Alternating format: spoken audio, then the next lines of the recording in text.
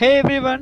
I ran a little experiment recently. I took this JavaScript question and asked it across 5 different developer communities. We got over 700 votes, and the results reveal something fascinating about how developers learn and think about async JavaScript. This is not about right or wrong answers, it is about understanding our thought patterns. Let's see what happened and what we can learn from it. First, let's quickly remind ourselves the question.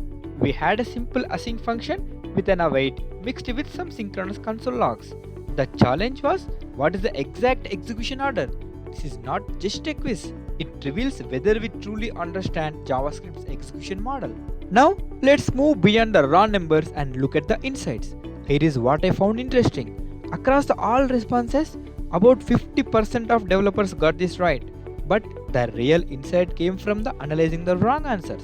The most common mistakes were 3124 and 3412. This is actually fascinating.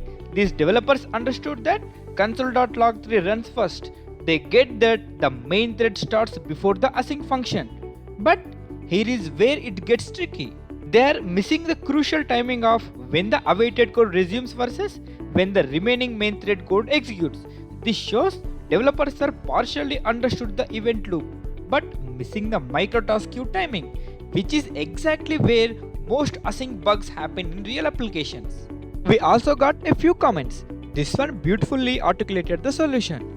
This person completely understands the deep mechanism of the event loop. It aligns perfectly with the detailed explanation I provided. I don't want to bore you by re-explaining the entire execution order right here. Because honestly, seeing this with visual animation makes the all difference. If you want a full step-by-step breakdown with visual cues and clear explanation, check out our YouTube short. The link is in the description below. It is the best way to really lock the concept. So, what did we learn from analyzing over 700 words? We learned that even with experience, it is easy to fall into the old habits of sequential thinking. But more importantly, we saw a community of developers eager to learn and share their insights. Thank you so much to everyone who participated. Your guesses, your comments, and your feedback makes this content possible and helps us all learn together. I have got more tricky questions coming your way. Subscribe and hit that notification bell. And let me know in comments below what other complex JavaScript concepts should we tackle in our next quiz.